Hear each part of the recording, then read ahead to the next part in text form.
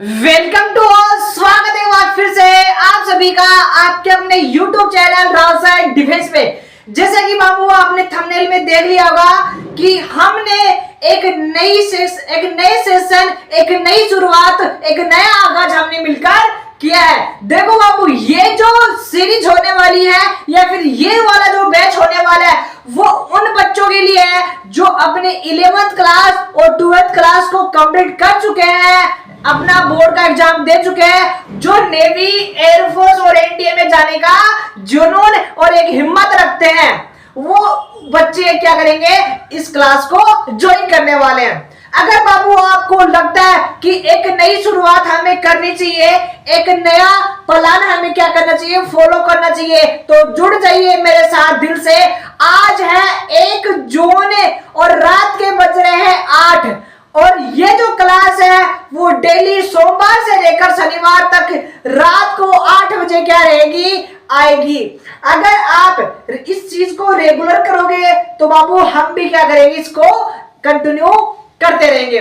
देखो बाबू, आपको full detail video मिल चुका है, नहीं मिला तो संघर्ष बेस के नाम से डिटेल वहां पे रखी है, क्या हमारी प्लानिंग रहेगी और कैसा हमारा शेड्यूल रहेगा। देखो बाबू, आज का जो टॉपिक रहेगा वो रहेगा एकदम धीरे धीरे 0 लेवल से एडवांस लेवल तक की क्या करूंगा, मैं बातों को डिस्कस यहाँ पे करूंगा। देखो मेरी स्पीड थोड़ी क्या है, फास्ट है, लेकिन उस स्पीड को मेजर करने के लिए एक धीरे धीरे क्या करेंगे, हम चीजों को सीखते हुए चलेंगे। हर एक मुद्दे पे बात होगी और हर उस एग्जाम पॉइंट ऑफ व्यू पे बात होगी जो हर साल एग्जाम में क्या मचाता है बाबू, तबाही मचाता है। अगर आपने अभी तक हमारी YouTube की कम्युनिटी पोस्ट को जाके नहीं देखा है तो बाबू देख लीजिए, क्योंकि लास्ट एग्जाम में हमने क्या किया, वहां पे भोकाल तूफान आतंक मचाया है। चलो जी, देखो बाबू, आज की जो क्लास रहेगी, टॉपिक रहेगा, क्या रहेगा, सेट थ्योरी, यानी कि समुच्चय। क्या रहेगा, समुच्चय। क्लास नंबर की बात करूं वो अपनी पहली क्लास रहेगी। इस जो क्लास में किसकी बात करेंगे, समुच्चय क्या होता है, समुच्चय का निरूपण क्या होता है। देखो बाबू, मुझे पता है कई बच्चे ऐसे हैं जो 11th में भी पढ़ चुके हैं और 12th में भी पढ़ चुके हैं और नेवी एयरफोर्स का 1-2 एग्जाम वो दे चुके हैं। उस बच्चे को सर सेट थ्योरी से कोई भी मतलब नहीं है। सर कहने का मतलब हमें सेट थ्योरी आती है। देखो बाबू, इस जो टॉपिक में थ्योरी ज्यादा है और कॉन्सेप्ट कम है। अगर आप थ्योरी को समझोगे तो आपको कंसेप्ट भी समझ में आएगा और थ्योरी प्लस कंसेप्ट का मतलब आपकी मैथ खतरनाक लेवल पे तैयार होने वाली है। देखो बाबू, हर एक मुद्दे पे हम क्या करेंगे, डिस्कस करेंगे। बाबू क्या लिखा हुआ है, सेट थ्योरी का मतलब होता है समुच्चय। क्या होता है बाबू, समुच्चय। देखो बाबू, मैं बात करता हूं किसकी, समुच्चय की। किसकी लाला, मैं फिर डेफिनेशन लिखूंगा और आपको नोट्स भी मिल जाएंगे। सर समुच्चय होता है क्या बाबू, समुच्चय होता है कोई भी अपने पास क्या होगी, कोई वस्तु होगी। क्या होगी बाबू, कोई वस्तु होगी या फिर क्या होगी बाबू, चीज होगी। कोई भी वस्तु या फिर कोई भी चीज जिसका हमें क्या मिलेगा, संग्रह मिलेगा। क्या मिलेगा बाबू, संग्रह मिलेगा। इंग्लिश में अगर बात करें तो बाबू क्या मिलेगा, कलेक्शन मिलेगा। क्या मिलेगा बाबू, कलेक्शन। बाबू वो जो संग्रह होगा वो अपना संग्रह क्या होगा बाबू, वेल डिफाइंड होगा। क्या होगा, वेल डिफाइंड होगा। यानी कि वो जो संग्रह होगा, हिंदी में अगर बात करो तो बाबू क्या होगा, सुपरिभाषित होगा। क्या होगा लाला, सुपरिभाषित होगा। मैं एक बार देख लेता हूं कि पूरा प्रोग्राम आपको दिख रहा है या फिर मैं वैसे ही बकबक कर रहा हूं। बिल्कुल दिख रहा है बाबू, आईने में क्लियर है, दिल दिमाग में घुसने वाला है। देखो बाबू, अपने पास जो समुच्चय होता है उसकी जो डेफिनेशन है वो कहां से, सर किसी भी अवयव का, वस्तु का या किसी चीज का जो संग्रह है वो कैसा होना चाहिए, सुपरिभाषित होना चाहिए। बाबू धीरे धीरे आपके डाउट होगा, सुपरिभाषित का मतलब होता क्या है, वो भी मैं क्या करूंगा, समझाने की कोशिश करूंगा। लेकिन आपको क्या कोशिश करनी है, थोड़ा पेशेंस रखने की कोशिश करनी है। समुच्चय का मतलब क्या है बाबू, सर मैं यहां पे लिख देता हूं, अवयव का, किसका बाबू, अवयव का या फिर वस्तुओं का, अवयव का या वस्तुओं का या चीजों का सुपरिभाषित, कौन सा बाबू? सुपरिभाषित, सुपरिभाषित संग्रह है। सुपरिभाषित संग्रह क्या कहलाता है बाबू? समुच्चय कहलाता है। क्या कहलाता है बाबू? समुच्चय कहलाता है। समुच्चय कहलाता है। अब सर सुपरिभाषित का मतलब होता क्या है? किसका मतलब बाबू? सुपरिभाषित का मतलब अपने पास नया नाम क्या है? सुपरिभाषित का मतलब होता क्या है? तो समझने की कोशिश करो बाबू। समझने की कोशिश मतलब ये हुआ, अपने पास जो कुछ भी पूछूं मैं, यानी आपको कोई भी प्रश्न पूछे, वो व्यक्तियों के अनुसार क्या नहीं होना चाहिए? व्यक्तियों के अनुसार चेंज नहीं होना चाहिए। व्यक्तियों के अनुसार क्या नहीं होना चाहिए बाबू? चेंज नहीं होना चाहिए। चेंज नहीं होना चाहिए। अब सर हमें ये भी नहीं समझ में आया। अब हमें ये भी नहीं समझ में आया। जैसे देखो बाबू, मैं आपसे ये पूछूं बाबू, आपकी जो क्लास है, जिस क्लास में आप पढ़ रहे हो, 11th में, 12th में, किसी में भी, जिस क्लास में बाबू आप पढ़ रहे हो, उस क्लास में बच्चों का समूह है। बच्चों का समूह है। किसका समूह है बाबू? बच्चों का समूह है। सर इसका मतलब क्या हुआ? इसका मतलब बाबू ये हुआ, आपकी जो क्लास में है उसका जो कलेक्शन है, उनको सारों को क्या करने हैं? मतलब भेड़े करनी है। क्या करने हैं? भेड़े। भेड़े का मतलब क्या हुआ? सर अपने पास लड़कियां हैं, क्या होंगी बाबू? इसका मतलब लड़कियां भी आपके पास, और अब क्या है? आपके पास लड़के भी हैं।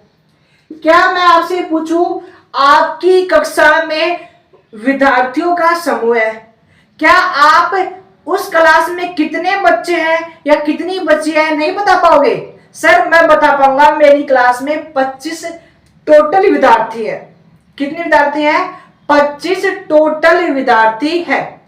अगर यही क्वेश्चन आप अपने ही किसी विद्यार्थी, यानी अपने किसी फ्रेंड से पूछे, तो उसका भी क्या रहेगा बाबू? यही आंसर रहने वाला है।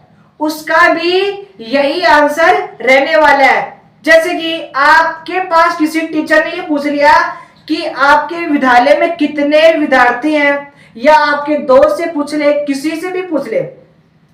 सर दूसरा एग्जांपल समझाओ। दूसरा एग्जांपल बाबू ये है। दूसरा एग्जांपल क्या बाबू? इसका मैं लिखवा दूंगा बाबू, ये बीच बीच में, ठीक है ना? चलो बाबू, प्राकृत संख्याओं का समूह है।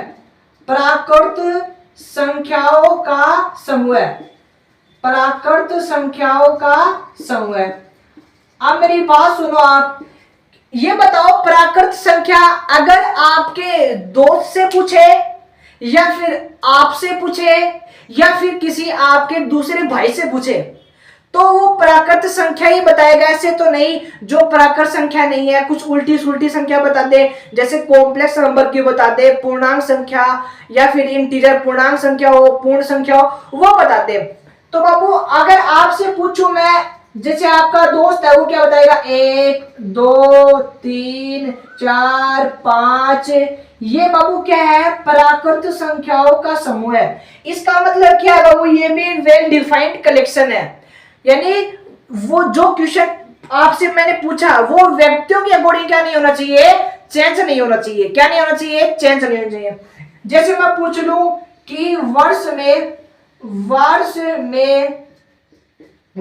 में जे से शुरू होने वाले, वर्ष में जे से शुरू होने वाले महीनों के नाम, होने वाले महीनों के नाम, होने वाले महीनों के नाम।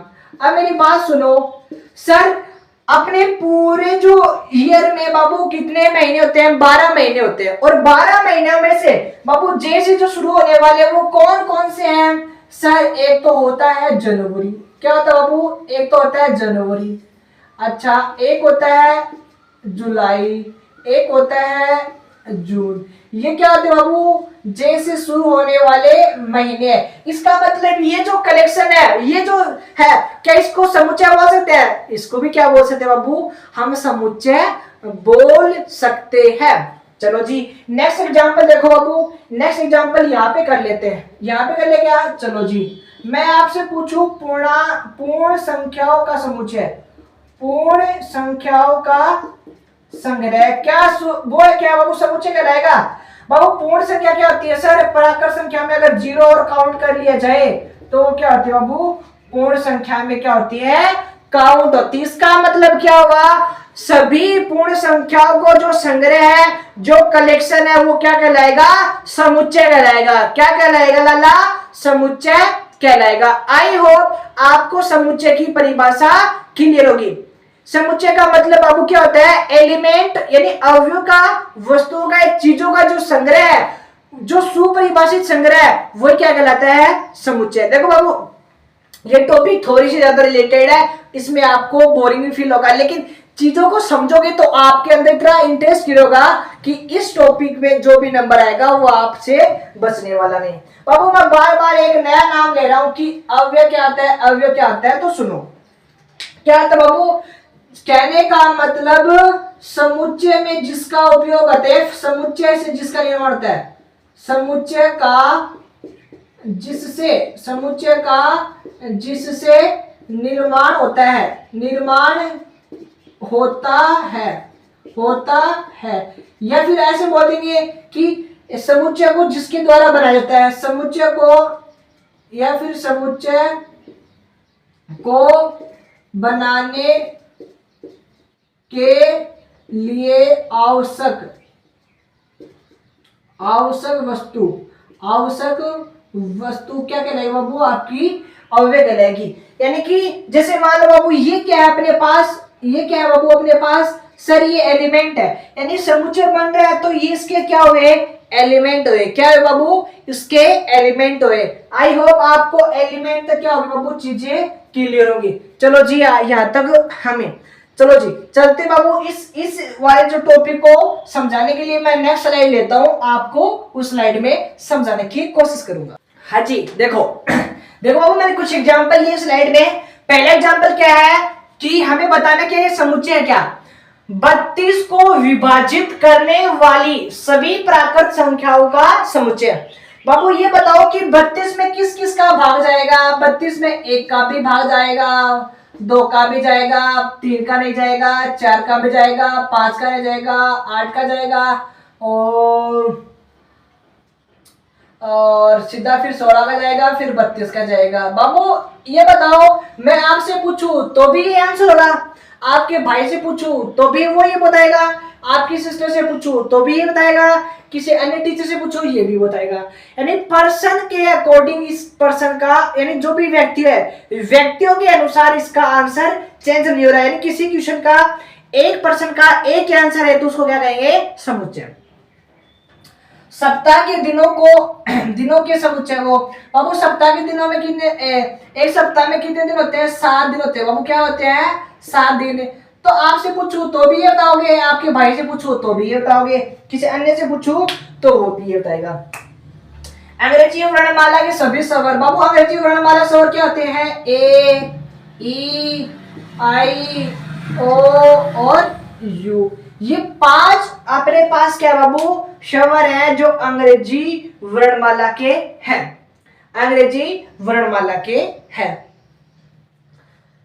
आपसे पूछूं तो भी वही रिप्लाई, किसी अन्य टीचर से पूछूं वो भी रिप्लाई, मैं बताऊंगा तो वो भी वही रिप्लाई। यानी आप इस क्वेश्चन का आंसर सेम ये रहने वाला है। अगर ये रहने वाला है, बता नहीं रहा, तो समुच्चय कहलाएगा।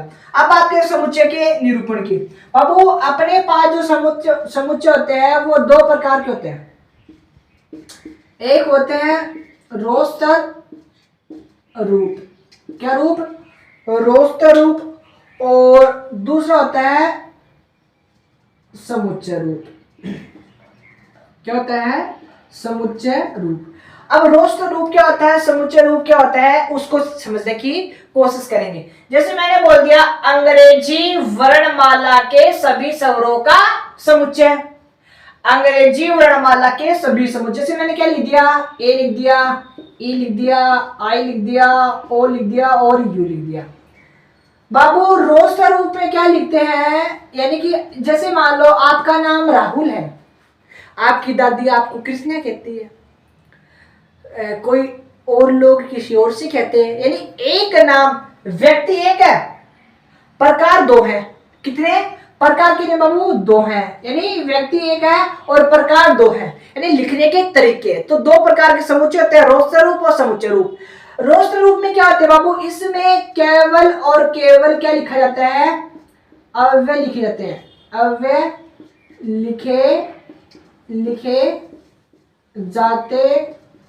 लिखे जाते हैं। और बाबू उन अवयवों के बीच में क्या लगाया जाता है? कोमा का चिन्ह लगाया जाता है, कोमा का चिन्ह लगाया जाता है। अवयवों के बीच बीच में का चिन्ह लगाया जाता है। क्या लगाया जाता है? तीसरा बाबू, इसमें अवयव की क्या नहीं होनी चाहिए? पुनरावृत्ति, अवयव की पुनरावृत्ति नहीं होनी चाहिए। इसमें अवयव क्या नहीं होना चाहिए? पुनरावृत्ति नहीं होनी चाहिए। अब सर समुच्चय रूप क्या होता है बाबू? जैसे मान लो आपको ये दे दिया मैंने, क्या दे दिया?